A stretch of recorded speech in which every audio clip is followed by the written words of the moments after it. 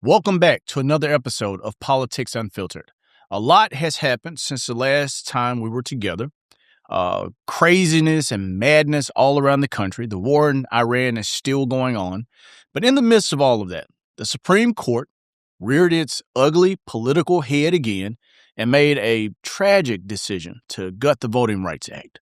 And we're already seeing the implications of what that decision meant as it relates to gerrymandering across the country.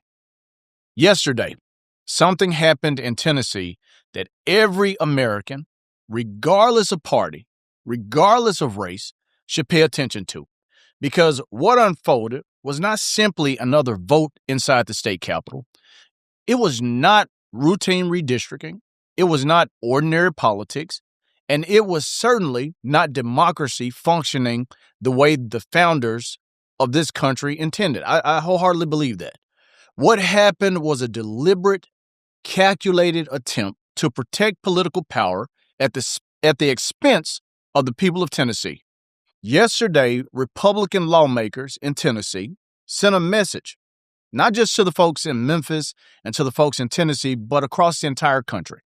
And that message was clear. If the voters are changing, then change the maps. And that's exactly what all of this is about. Not transparency, not fairness, not election integrity, not communities of interest, but absolute raw political power. That's what they're after.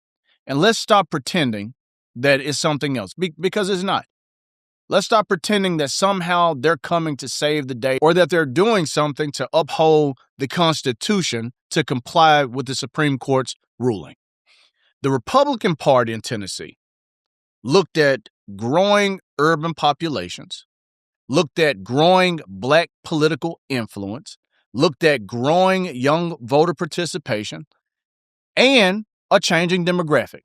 And instead of adapting their policies to compete for those voters, they chose to manipulate the system itself. They chose to redraw democracy by redrawing the lines. And the people paying the price are overwhelmingly Black communities across this state and across the country, because this is something that's not just happening in Tennessee, it's happening in Louisiana, it's happening in Texas, and as a result, Democratic states are trying to play catch up just to make sure that when we talk about partisan politics, when we talk about giving people fair and equal representation, so that folks of color still have a voice at the table, still have a voice in the conversation, still have a leader who they can look at and see themselves in. That's what this is about. That's what this moment's about. And even today, where you have the Supreme Court in Virginia, as Virginia is trying to answer back to this radical extremist agenda that the president has unleashed in state houses across the country, the Supreme Court in Virginia has decided to say, no, because your map has added too many Democrats, you can't have it. Well, I wish that the Supreme Court in Tennessee would step up and do the same thing. But I also believe that the courts are dead in a situation like this. Folks, communities that have already spent generations fighting to be seen, fighting to be heard, fighting to be represented in rooms where decisions are made. Folks are being locked out. The doors are being shut. And this is not accidental.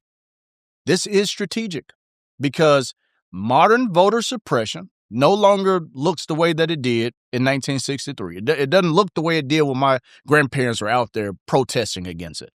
Today, it comes dressed in a well-tailored suit or dress or pantsuit. It comes dressed in legal language, statistical formulas, sometimes engineered by AI, and carefully scalpeled, crafted district maps. The tactics have changed, but the goal of these folks have not. The old Jim Crow South, they use literacy tests, poll taxes, and intimidation. The modern Jim Crow South uses map drawers, court rulings, and partisan legislatures. Instead of saying Black voters should not vote, they simply dilute the power of those voters instead of denying representation outright. They fracture communities so representation becomes mathematically impossible. And Tennessee Republicans know exactly what they are doing. These folks aren't stupid. These folks aren't stupid. They know that they're on the losing end. And they know that if they continue under the current structure, under the current systemic breakdown that they have created themselves, the self-inflicted wounds that them and the president have delivered to their party, they know what's going to happen. They're going to lose, and they're going to lose big. So they know exactly what they are doing, period. This didn't just happen overnight. These folks have been sitting up and they've been waiting for that Supreme Court ruling because they know that this Supreme Court has continuously sided on the side of the most radical agenda when it comes to racial equity in this country. So they knew exactly what they were doing. They know Memphis. They know Nashville. They know where the black political power exists in this state. They know where the strongest black voices are in this state. And they know that when black voters, when young voters, when working class voters and diverse coalitions unite together, it threatens the political monopoly that they've built for decades. So they carve up districts like political butchers. I mean, and they do the way they carve these districts, they want to ensure that they stay entrenched in power. And even as we fight to try to win these seats back, by the time we have them squarely back in our hands, if we get them back in our hands, it'll be time for that same Republican legislature to draw new maps again. And they just push the ball farther. They draw a line here, draw a line there. Hell, they may even make a smiley face on the map. They surgically engineer these maps to ensure that they can stay entrenched in power. They split communities apart. They weaken urban voting power. They dilute influence. And then they wrap it in this language of being a part of the process. But no amount of political spin changes the truth. This is racialized political engineering. And the reason they feel empowered to do it is because the United States Supreme Court opened the door. I mean, I've talked in previous podcasts about this Supreme Court. Just the other day, we have the Chief Justice, John Roberts, out there talking about how this court isn't political. Bullshit. This court is political. Obviously, he hadn't listened to Alito and Clarence Thomas enough. This court is extremely political. Every decision that they have made have drastically changed the political landscape in this country. Not just for the current moment, but they've rolled back precedent. And they set new standards that will hurt generations. So let's talk honestly about that. Because for decades, the Voting Rights Act of 1965 stood as one of the greatest achievements in American history. It leveled the playing field. It gave black and brown folks an opportunity in this country. And a lot of black folks gave of themselves and lost everything, and in some cases their lives, to ensure that that law was on the books. That law was written in the blood of civil rights activists. It came from marches in Selma. It came from beatings on the Edmund Pettus Bridge. It came from churches bombed in Birmingham. It came from black Americans risking their lives so future generations could participate fully in democracy. It's just that simple. People gave, the sacrifice that people made so that future generations could participate in this country's democracy. That's what this is about.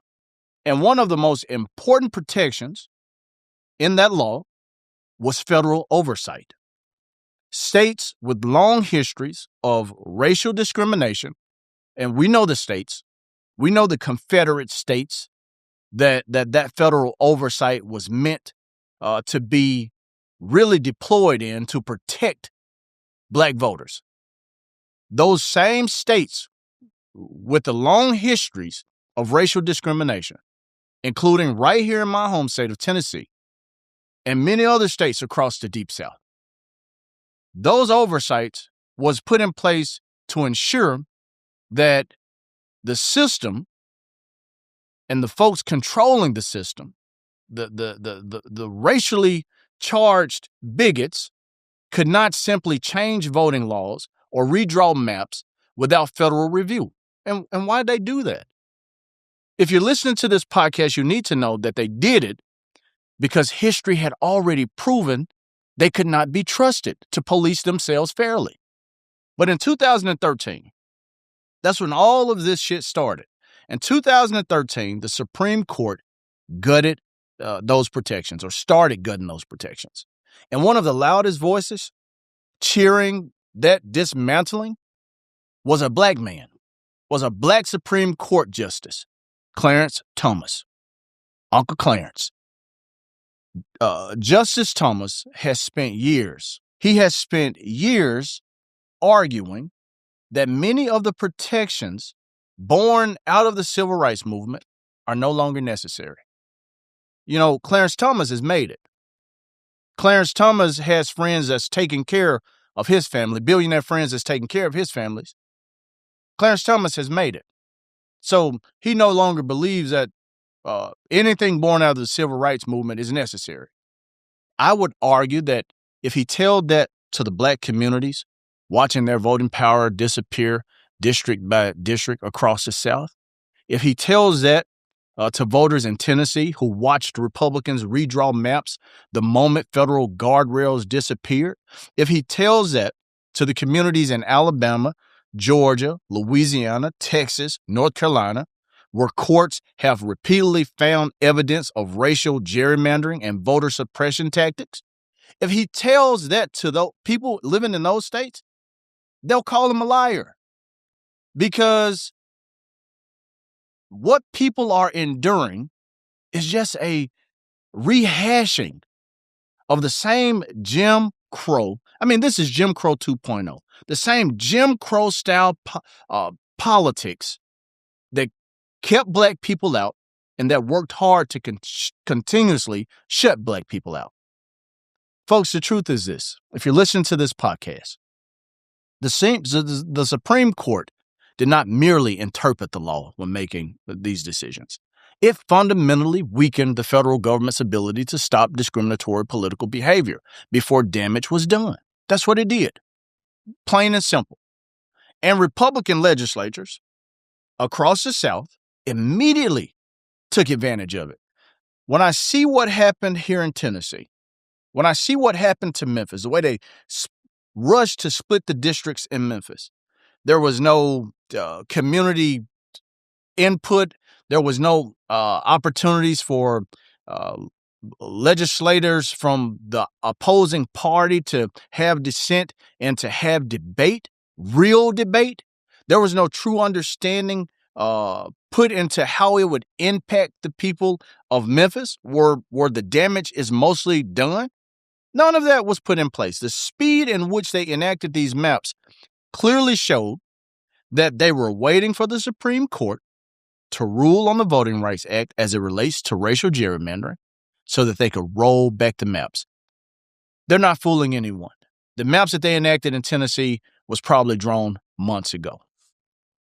It's just that simple. They were just waiting to enact them. They were just waiting on that critical, crucial, stupid Supreme Court decision to come down. And it came down.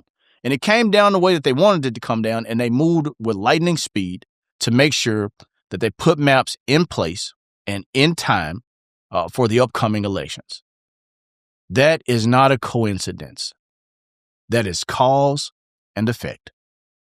When you remove oversight from states with documented histories of racial discrimination in voting, you create conditions where political abuse flourishes. And that is exactly what has happened. The tragedy here, folks, the tragedy here is that many Americans still underestimate how important district maps really are. Many folks look at it and say, oh, they just redrew a map. It's just politics. Many folks still underestimate how important these maps really are. But here's the deal. Maps decide power, Maps determine who gets represented, who gets ignored, where federal money flows, which schools get investment, who receives infrastructure improvements, who has political leverage, and whose concerns are treated as disposable. Whose concerns are treated as disposable? If you have an elected official who has no connections to a district that they represent, who has no concerns, who have biases, who stereotype people who live in certain places, their concerns will be treated as disposable. There's no question about that. When representation is weakened, let's say I'm going to frame this. When representation is weakened, entire communities lose political oxygen. We can't breathe. We're suffocating. And we're already underinvested in. Black community like Memphis is already underinvested in. They already have the National Guard here breathing down folks' neck, and they're not sending real resources to uplift people out of poverty or to make our schools stronger and to educate our children. We're already losing political oxygen. And Black communities in the South, not just Memphis, but all across the South, Black communities understand this deeply because we have lived this, we have heard about it. People talk about how hard, it's been in the South for decades, for generations. This history is not new. We've been here before. And there's let me be candid and let me be straightforward, because there is a direct line from the Confederacy to Jim Crow, to massive resistance, to racial gerrymandering. All these methods have just evolved, but there's still a direct correlation and a direct line from generation to generation, from great-grandpa to grandpa to mom to dad to now child. It's a direct correlation. And the objective remains the same. It's all to maintain political control, even as the population changes. And here's a deeper irony in all of this. Because Republicans consistently talk about freedom and the will of the people as if they are some true believers in the Constitution. But my question is simple. It puzzles me. I simply want to ask them, if they're listening to the podcast, if your ideas are popular, why do you need to manipulate the maps? If you're doing what people love, why do you need to manipulate the maps? If your policies are actually changing people's lives for the better, why do you need to manipulate the maps? Why are Republican legislatures across America so obsessed with drawing districts that guarantee outcomes before voters ever cast ballots? Why? Ask yourself that. Why are they terrified of fair competition?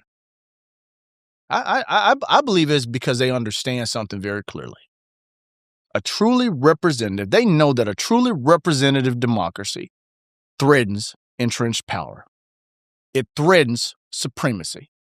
A democracy where young people vote in large numbers threatens entrenched power. These same old guys in power, it threatens that. A democracy where Black political participation expands, it threatens entrenched power. You got to give that seat up, and you got to have some more voices at the table, and they understand that these folks are coming. They understand that young people and Black people are really tuned in this moment, and that they're coming for some of that power. You got to give up some of that power.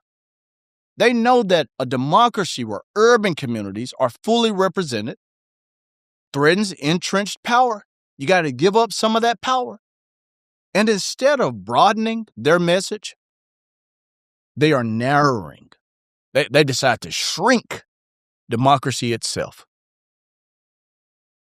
That's what we witnessed in Tennessee when they split Memphis into 3 congressional districts, stretched all the way halfway across the state, pulled into rural communities, isolating young folks, isolating Black folks. isolating urban communities. That's what they did.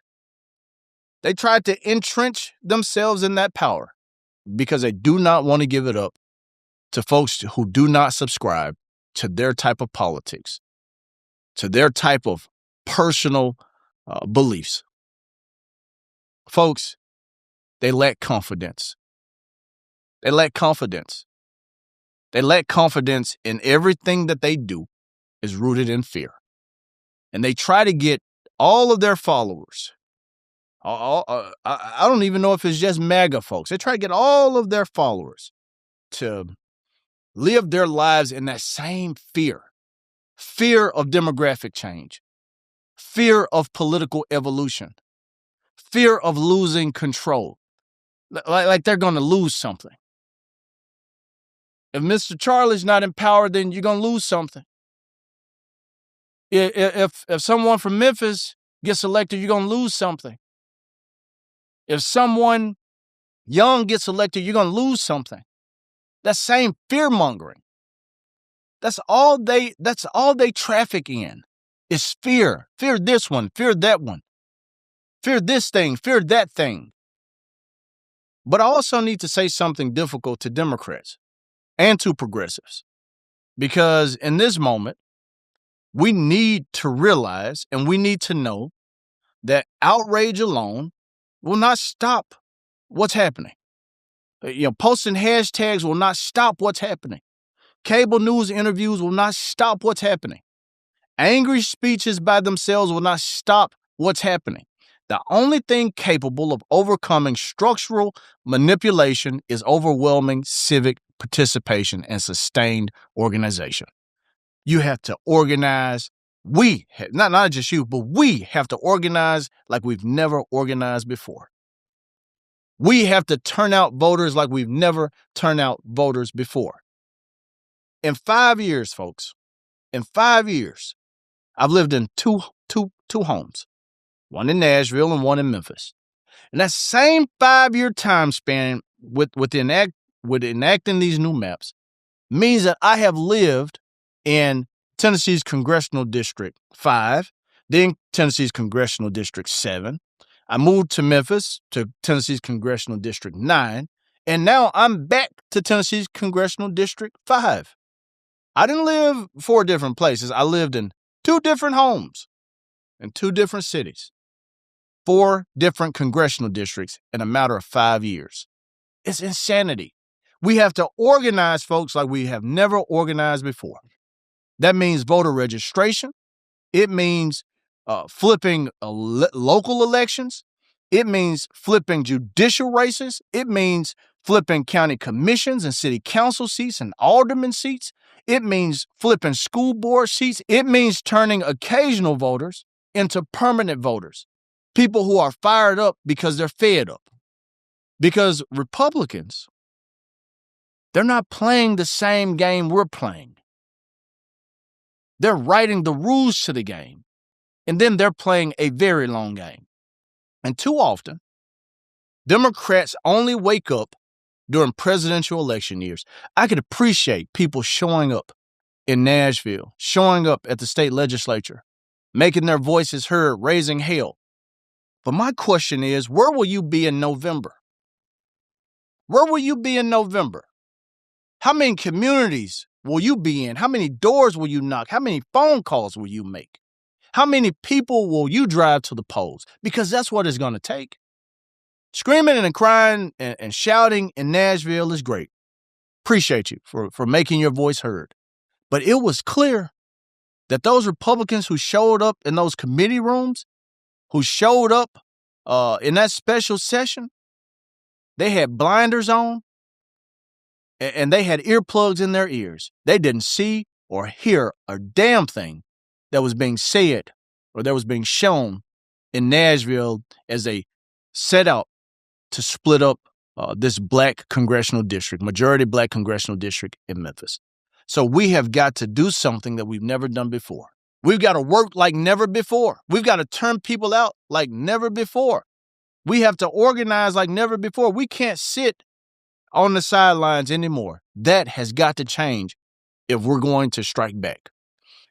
Because the future of democracy, not just in Memphis, not just in Tennessee, but the future of democracy in the South is being shaped right now in state legislatures by governors who are on their way out of power, in courtrooms, and in local organizing spaces that most national media never covers. And let me be crystal clear. If you listen to this podcast, this is not about demanding special treatment for black folks, for Black Americans. It is about demanding equal representation, equal access, equal voice, equal political opportunity, and nothing more, nothing less. Because democracy in this country cannot survive if political leaders are allowed to choose which voters matter and which voters can simply be divided, weakened, and ignored.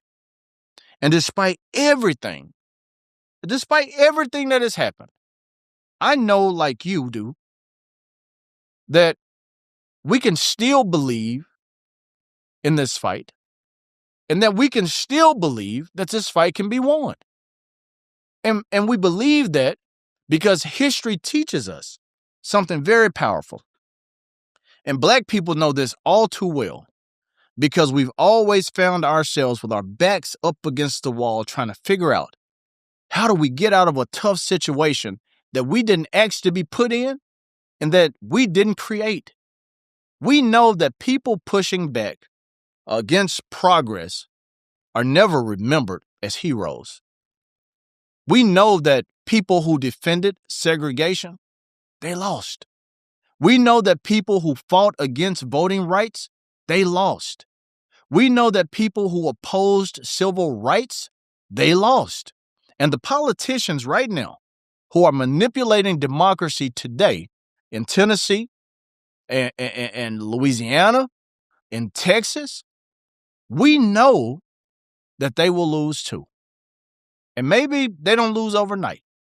Maybe they don't lose in one election, but eventually they'll lose because the arc of history does not bend toward justice on its own.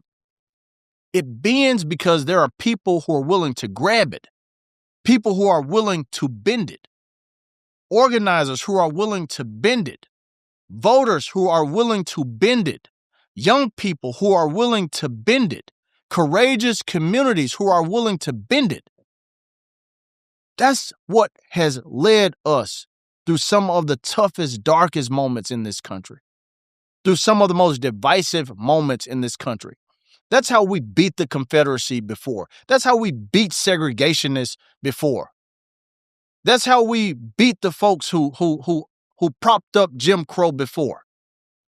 And here's the reality. If you're listening to this podcast, I want you to know that you don't get to just sit this one out. Now it's our turn.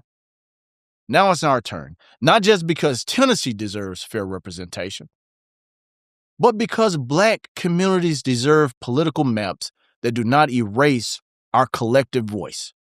And the South deserves better than politicians who fear democracy so much that they have to redesign it to survive. This moment should wake up every voter in America. It doesn't matter if you're Democrat, Republican, socialist, independent, libertarian. This moment should wake up every voter in America. Because once politicians learn that they can keep power by manipulating the system instead of persuading the people, democracy itself becomes endangered. It becomes an afterthought. It just pushes people farther away from being engaged in the political process. And if we are not careful, folks, if you are listening to this podcast, if we are not careful, future generations will not ask how democracy was destroyed in this country. They'll be looking at us and they'll be asking why so many people watched it happen in silence. Why so many people sat on the sidelines. Why so many people allowed this to happen. So here's my call to action to you. Let this moment piss you off. I hope this moment angers you. And then I hope you channel all of that anger into doing something. Because if we don't do something, then it means we're willing to accept anything that's done to us. And I'm not just going to sit by and accept what they're doing to us. And I hope that you're not either. I'm asking you to get involved in this moment, to make them regret this by getting out and voting like never before, by organizing your communities like never before. If you haven't been engaged in politics, it's time to get engaged in politics. And to the folks who are out there saying, oh, I don't do politics, I'm not political, my vote don't matter.